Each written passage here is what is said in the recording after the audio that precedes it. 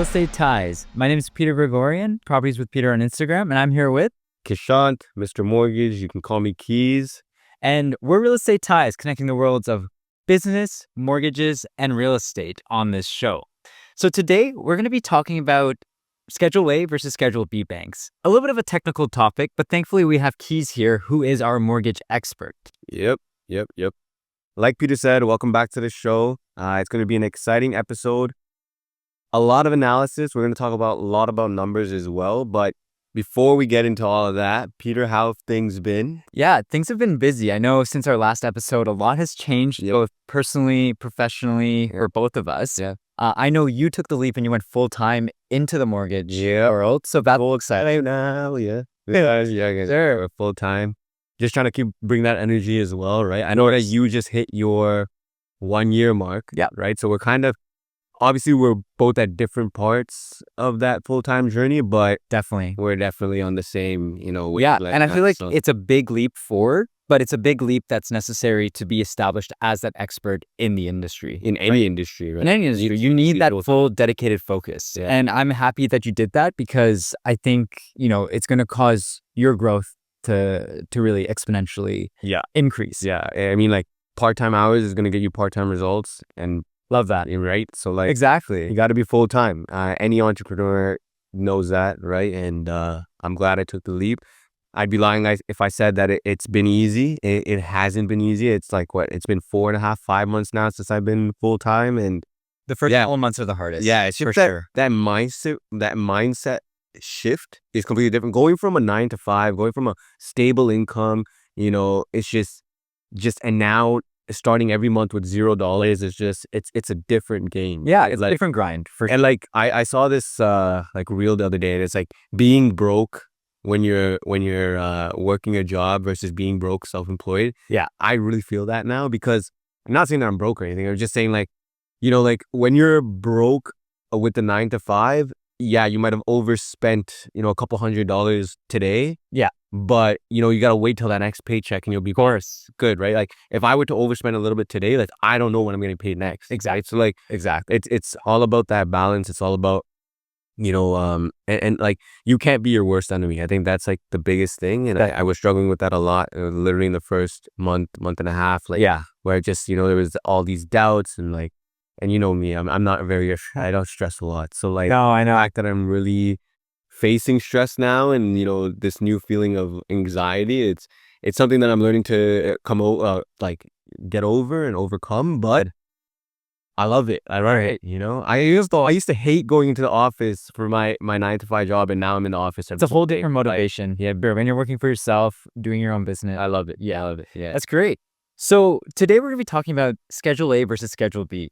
Kind of going back to when I first got in the industry, I didn't know what the difference were between a Schedule A, Schedule B. In fact, I didn't know those terms. Yeah.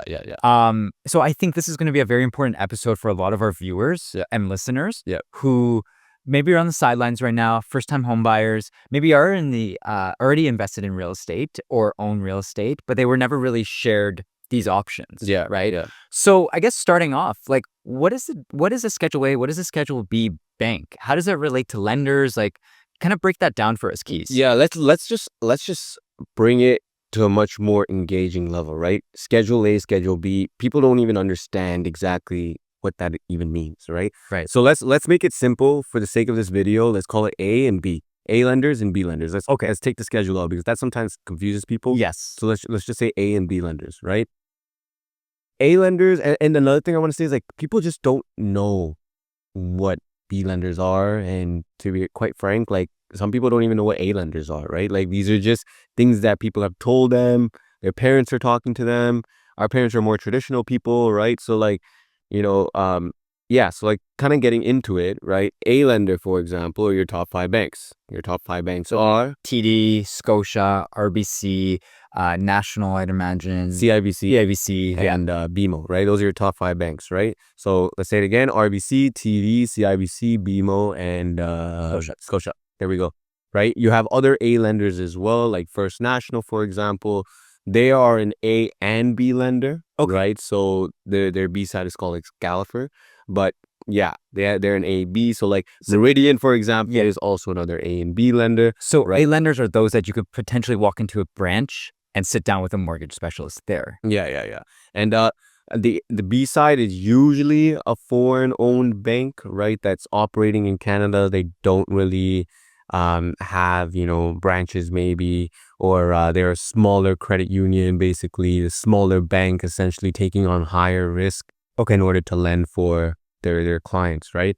We also have monoline lenders. Monoline lenders are literally lenders with no branch, like no physical branch that you can walk into. It's all online or over the phone.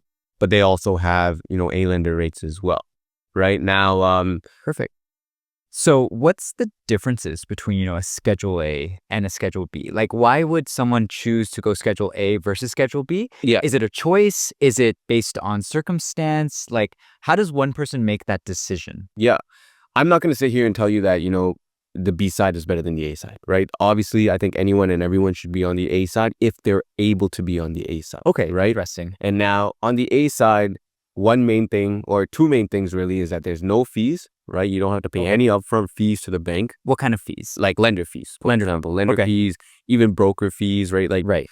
it's very rare that people are charging broker fees on an A lender. If your mortgage agent is charging you a broker fee on your A lender side, think again. Okay, choose it. Like they shouldn't be charging you a broker fee on the A side, right? And then your lender fees. There is no lender fee on the A side, right? Okay. On the B side, however, there is a lender fee. There is that extra cost. There might be extra fees. Admin fees, discharge fees. There are these little fees that you have to pay initially in that first year. Okay. The second main difference is that the interest rate, right? A lenders have always had a lower interest rate. And why is that? And that's just because, B lenders take a higher risk. And we'll kind of get to that in just a second.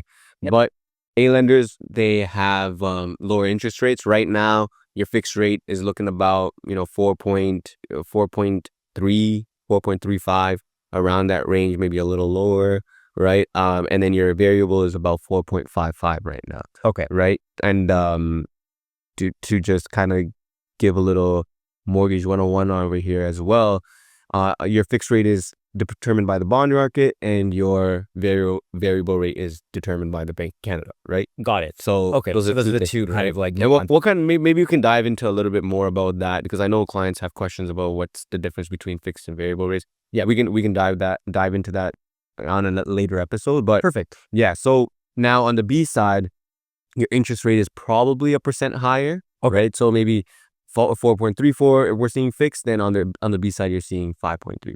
Perfect. Right? And this is simply just because of the risk they're taking. Yeah. Now, how do we determine this risk? It's your GDS and TDS ratio. So Okay, so what are those? yeah, so let's quickly go to Mortgage 101 where I can explain this. Welcome to Mortgage 101. So as we were speaking, we're going to be talking about GDS and TDS very quickly, just to refresh everyone's mind here, right? So GDS, TDS, your gross debt service ratio and your total debt service ratio. Okay. Right? So let's just put out the formulas here real quick.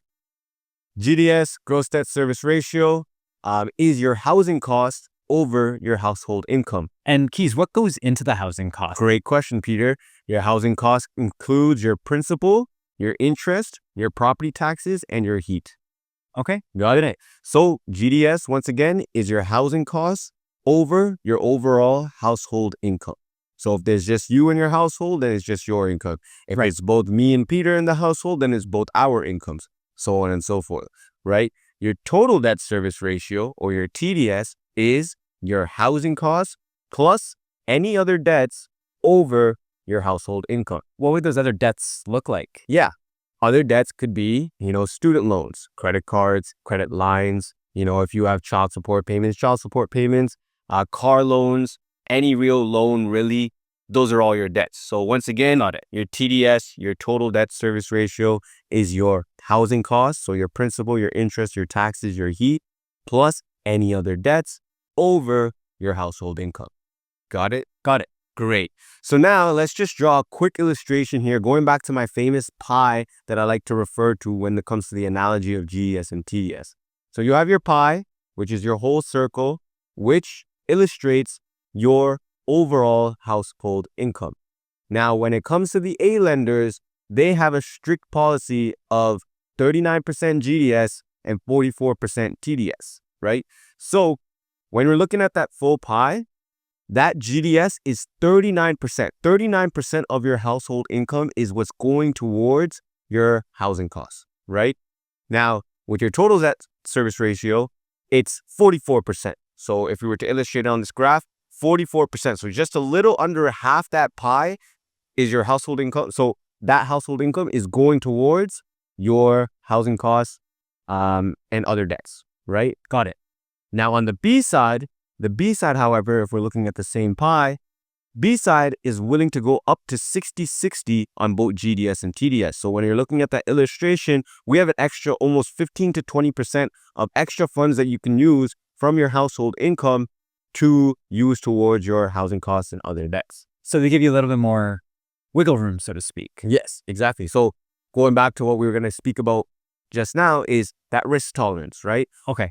A lenders have that risk of 39 and 44%, which is obviously a stricter restriction, versus B lenders have that higher risk that they're willing to take, which in turn, you have to pay that lender fee and a higher interest rate, right? So hopefully that helps. So let's go back to the pod. Class out. And we're back. Okay, so now that we understand what GDS and TDS ratios are, the whole formula, the pie, hopefully that gave you a good illustration of exactly, how banks kind of view and the risk that they're taking, right? Like I said, A lenders have to be on that strict 39-44% or 39-45%. Some A lenders will go up to 45-45 or even 46-46, right?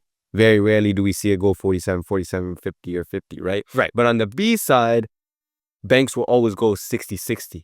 Okay. In some cases, when it's minimize or give you a little bit more room. play right? with. Once again, that pie, right? We have that pie. That whole pie is an illustration of your income, your full income, right? Now that percentage, that GDS, TDS, is the amount of your income that is being used for either your housing cost, your debts, all that great stuff we talked about just a minute ago, right? Okay. So here, 39% versus 60%, we have almost 21% in extra funds that you can use towards your mortgage, which is why these smaller credit unions, these smaller banks, these B lenders, have to take a higher risk, which is why they take that lender fee, which is why they take a higher interest rate. Makes sense. So when we think about profiles, so I obviously work with a lot of first-time home buyers. A lot of them are entrepreneurs, right? They're just like us, they're trying to set themselves up for the future for success. So they might not have that T4 income that a lot of lenders are looking at. Yeah. What are their choices? Like, who fits into each bank? That's a great question, Peter. That's a great question. So I think anyone who can, even if you're an entrepreneur, self-employed individual, if you can get on the A side, great, right? And any person who has a T4 job, and a T4 job in this case would be, someone who's employed by a company, full-time, permanent, you're getting your pay stubs, right? So most people in those cases are trying to be on the A side. Now, anyone who can't qualify on the A side strictly because of that, TDS and TDS, that risk that the banks are not willing to take, I'm sorry, you're going to have to look at the B side. We're going to have to strategize a way for you to be on the B side for a year, 2 years, 3 years before we can bring you back to the A side. But the B side isn't a bad thing. It isn't a bad thing, right? Because no matter what happens, you're going to get a mortgage, right? We're going to make sure that you get a mortgage, whether you get a home, A or a B lender, right? Yeah. Because would you rather lose that home, or would you rather pay an extra $150, $300 per month to just keep that home? Yeah, and over the long term, I don't think that's terrible. Right? Exactly. Especially, we're in a down market right now. Yeah. But in a market that's experiencing a lot of appreciation, that little difference that you're paying over the long term isn't going to, it's set you back that much. Yeah. And I tell my homeowners this all the time, like, especially my first time home buyers, like, that first 2-3 years is going to be the hardest when it comes to owning a home. Right.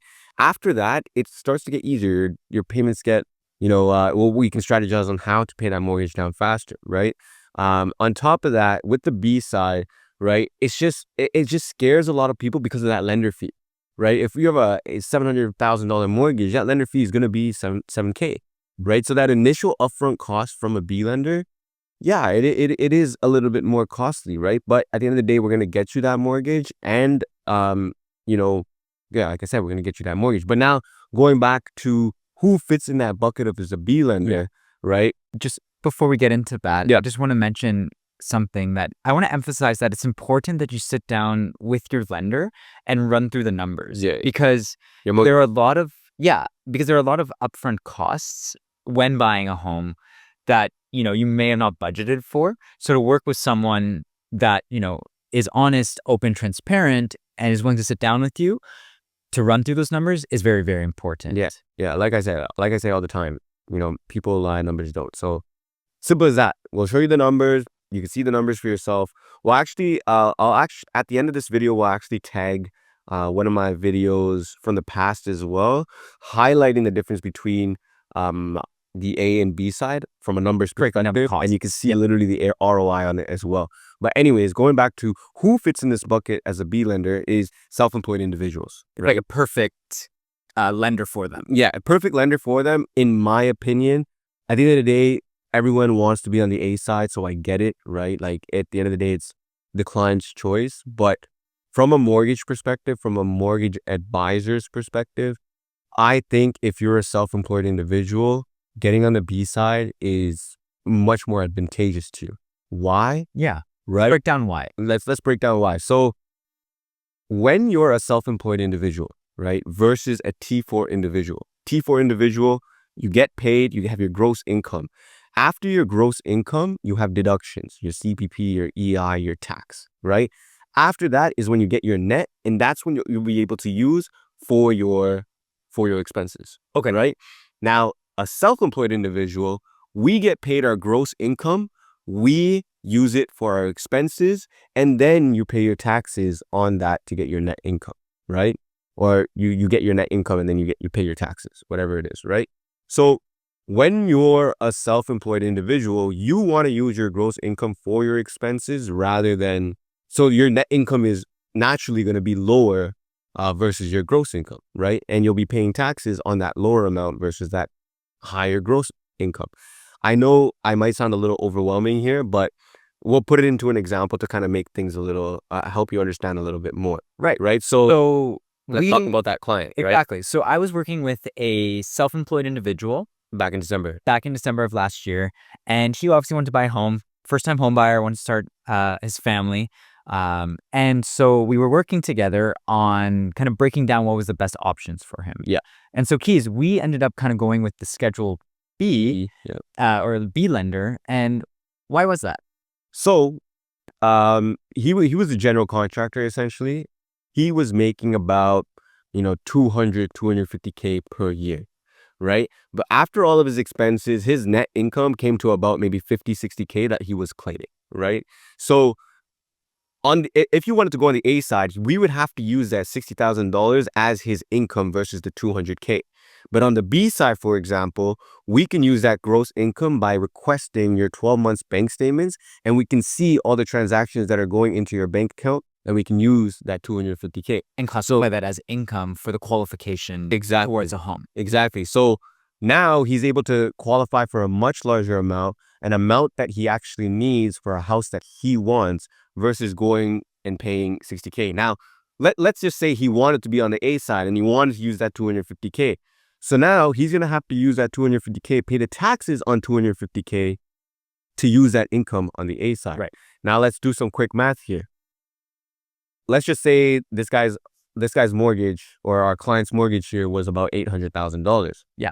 The lender fee on that $800,000 mortgage is $8,000, right? And then he's paying an extra percent in interest rates per month. So let's say annually he's paying an extra $6,000 versus being on the A side, right? So that first year alone, he's dropping an extra $14,000 to go on the B side rather than the A side.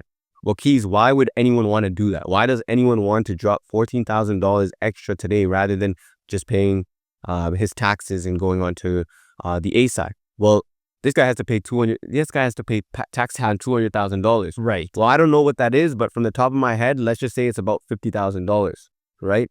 $50,000 versus $14,000 in that first year. And then that, let's just say it's a 3-year term. In that second year and third year, he pays an extra $6,000 each. So in total, he's paying about, what is that? Quick math, 16, 10, $26,000. Right. So in 3 years, he's still paying less versus the taxes he would pay today on that income. Exactly. Right. So that's why it's important to understand, the numbers. Yeah. To look at the numbers between the two and making sure it fits for your situation. Yeah. And that's why, you work with professionals like Keys. Yeah. Right. Yeah. So as a self-employed individual, it's definitely something to consider, right? It's definitely something to, like, it's an option for you, right?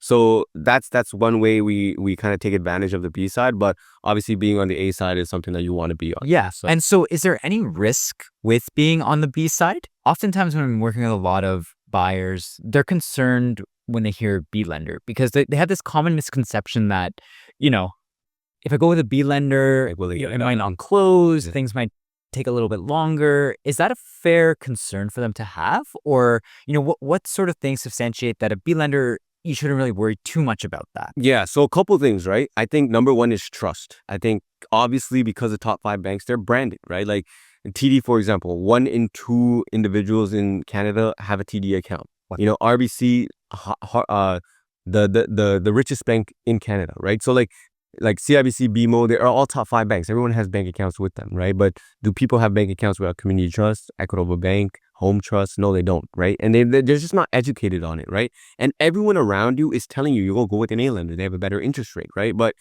we also have to remember that interest rates don't mean everything, right? Cash flow is king. And people don't understand that until they buy a home and they're only, it's so funny how many times I've heard, I'm going to buy this house. I'm going to rent out the basement. I'm going to pay like $200 towards it. But like, you're not cash flowing, bro. Like, you know what I mean? So like, Exactly. It's like in this market, you have that opportunity to cash flow now just because like it's just Boxing Day. I'm going on a little tangent. So let me just get back to exactly like why, what's that misconception. So yeah, I could totally understand that there's not that trust, right? But to be honest with you, I think B lenders actually might have better service than A lenders because they have less clients to get to, right? So there's that, right? I am going to be honest. Sometimes deals do take a little longer just because I like to call the Schedule B lenders, your common sense banks. Yeah. Right? Like they work off of common sense. They work off of rationale. They work off of the story that you're telling them. So not just pure numbers. Just not pure numbers, right? Okay. So like for a self-employed individual who might be making, let's say a car detailer or a barber, for example. Yeah. Barbers get a lot of cash, right? Yeah. It's a cash-based business. So, we can kind of tell that story to the B lender about that, right? So with B lenders, it's all about working with the B lender. It's also all about working with a mortgage agent who's able to work with the B lender for you, right? I just think that if you're an entrepreneur, if you're self-employed, you're able to, take advantage of B lenders. Okay. Because of that cash flow component, right? The advantage doesn't sound great, but I get what it means. It means, you can benefit more for yourself by going the B route. Yeah, B route for self-employed individuals. For self-employed. Definitely, right? I think that's just like a huge bucket for them. And then anyone who can't get it done on the A side, we can get you on the B side. Make sure that you guys are in order to graduate onto an A side down the line. So perfect. Yeah, I know it's been a lot today. Like we've been just rambling about numbers and all this stuff, but hopefully we were able to kind of show you some illustrations and examples on that exactly. And maybe help you understand a little better on A and B lenders today. So yeah. So I think this is probably a good place to wrap it up. Yeah. Is there anything else you wanted to mention, just sort of why someone would want to choose an A or a B lender? Is there anything else that we didn't cover? Anything else you think the viewers should know? Yeah, I think just going through it again, right? Your A side has lower interest rates. There's no lender fees. The GDS and TDS, however, is a much lower risk tolerance, strict with 39 and 44%. Obviously, there are exceptions made, but for the most part, that's your hardcore, full stop, right? With the B side, however, you have a lender fee of 1%. You have a higher interest rate of probably an extra percent, which is usually equated to about $150 to $300 monthly. And then you have a higher risk tolerance of 60/60 GDS and TDS, right? Now, the advantages of being on the A side is that you're on the A side, you have a lower interest rate, great, right? you have smaller payments. On the B side, however, you have the opportunity to take advantage of those or have tax advantages and save money on taxes and your income tax that way. And you'll also have more risk to play with here. So you could actually qualify for much more on the B side versus the A side. So honestly, like we always say, it's to everyone's personal situation, it's to everyone's financial situation, it's to everyone's goals, right? If you, really depends on your goals. And I think that's why it's important to consult with experts like us who can kind of guide you towards your goals, right? And So I think adding to that, what you want to do is when you're sitting down with your realtor, sitting down with your mortgage agent, you want to make sure expectations are clear. And you want to make sure that you're including conditions in offers that are protecting you. So you're giving enough time to get the financing. You're giving enough time for appraisals. Because there are some hiccups that do come up, right? obviously, of course. These are so many players, so many operators. Yeah. And oftentimes some of them are working on different timelines, working with too many clients, and they aren't able to deliver within a time frame. Yeah. So it's really just understanding and putting protections in place when you're creating that APS to make sure that there's enough time to get qualified. There's enough time. Well, you should technically be pre-qualified, but enough time to make sure that all the checks and balances are done within that conditional period so that the transaction runs smoothly, whether you're on an A side or a B side. Yep, definitely.